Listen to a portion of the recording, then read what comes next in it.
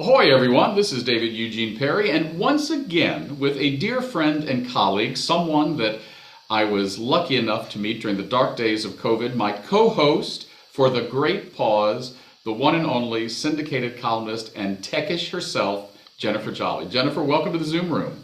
Thank you so much for having me. It's so nice to see you, even virtually. You mentioned the darkest days of COVID, and I feel like we're right back in the middle of some of the darkest days of COVID. I've heard people call this Omicron variant minor, and oh, don't worry, you won't get that sick. And that is just not at all what we're experiencing. Well, you made my segue for me to jump right into it. We don't often break news on this video interview series called Ahoy, but today we did. We were speaking earlier today, and I'd like you to share with us, without divulging anything that's too personal or inappropriate, a very personal story about just how contagious and dangerous this Omicron variant is. Well, I am going to leave names and specifics out because I did not get permission from my family member to talk publicly about this. So I'm not going to, I'll just leave those details out. But you and I were talking about how CES, the giant consumer electronics show, plans to go on in person starting January 3rd. That's the first day that reporters have to go down and meet with people in person. And the organizers are expecting 40 to 60,000 people in Las Vegas between January 3rd and January 6th. And the president of the Consumer Technology Association, those are the people who do this event, penned an open letter on LinkedIn saying that, oh, well, if you don't feel so comfortable about the minor risk of coming to CES, we understand. Well, you want to talk about minor risk. I thought having 8 of my closest family members over for Christmas dinner was a minor risk. We're all vaccinated. Everyone except 2 of the youngest and healthiest have also received their boosters. And by young and healthy, I'm talking late 20s, early 30s. They are so healthy. They're so careful. They just hadn't gotten around to getting their boosters yet. They also tested negative for COVID, 2 at-home tests, 2 PCR tests, 4 times leading up to Christmas dinner at our house. Well, guess what? One of them has COVID. He has the Omicron variant. And to call it minor is negligent at best. It's Well, so and you said that this irresponsible. person is sick. This isn't like, oh, I don't feel so great. Yeah, they are really struggling right now. They are very sick and otherwise completely healthy, has both doses of vaccine, but not a booster. And this has really taken them by surprise. It has scared a lot of us, not that we're living in fear, but we did expose people with elderly, my parents, they're older, they have pre-existing conditions. We're concerned about some people who are too young to have the vaccine. So it's hit home here. We had just made the decision not to go to CES, and we're getting a little bit of backlash for it. Specifically from the organizers who are still really pushing it.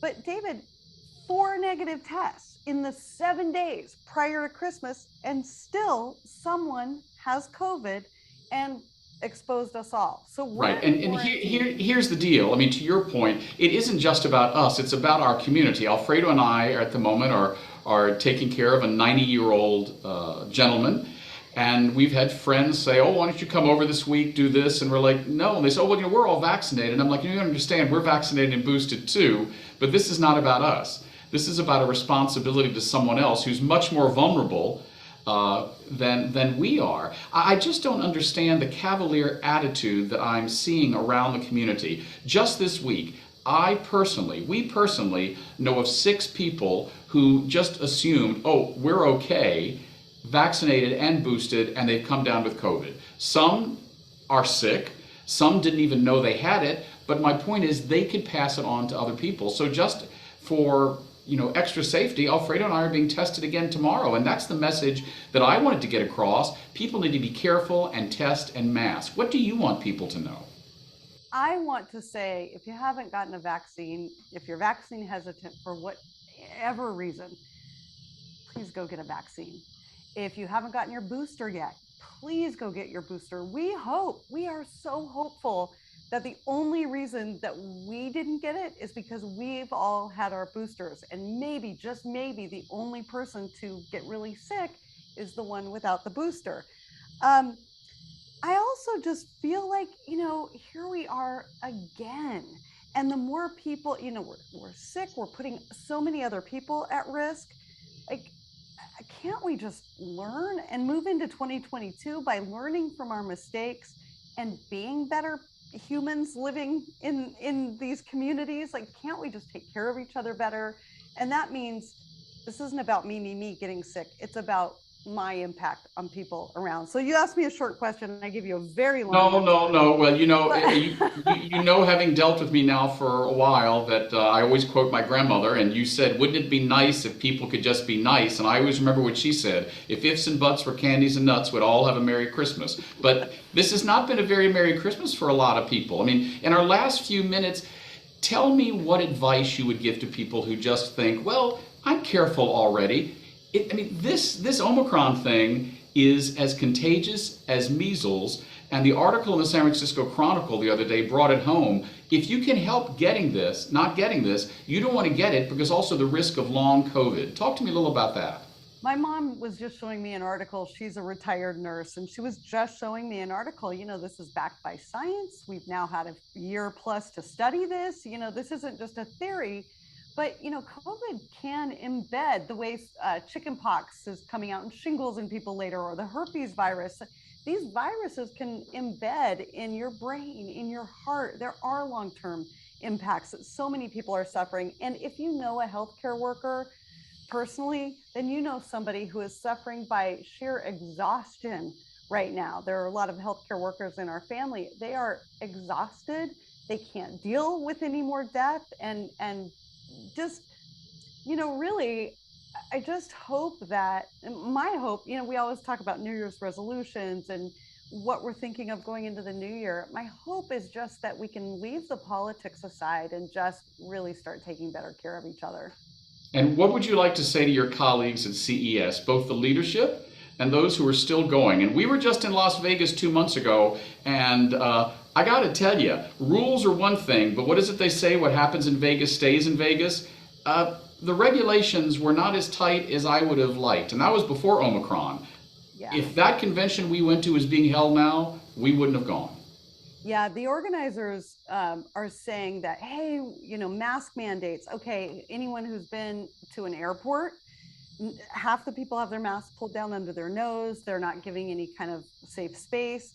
They also are making you show a vaccine card. Okay, that's all well and good, but are you boosted? They have quick tests there and available for people. Again, great, but we had somebody in my own family test 4 times. That doesn't mean that it's not showing, or that you don't have it.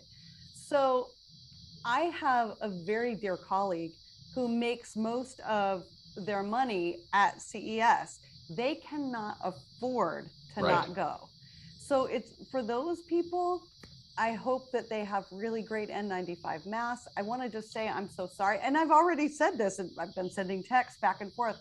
I am so sorry that you have to go. I think CTA, Gary Shapiro, needs to step up and do the right thing and either postpone CES 2022 or make it all virtual. I know that it would take an economic bite out of Las Vegas, but you just can't weigh money next to human life, and health. It's too political, at this point. I just wish there was some way to protect my friends who have to be there, or else they'll lose all their money for a year. Well, that's the closing word. We give it to you, Jen Jolly. Follow you online, USA Today, on TV at Techish. For Jennifer Jolly and everyone out there that's trying to keep on keeping on, this is David Eugene Perry. Thanks for talking to us today, Jen. Ahoy.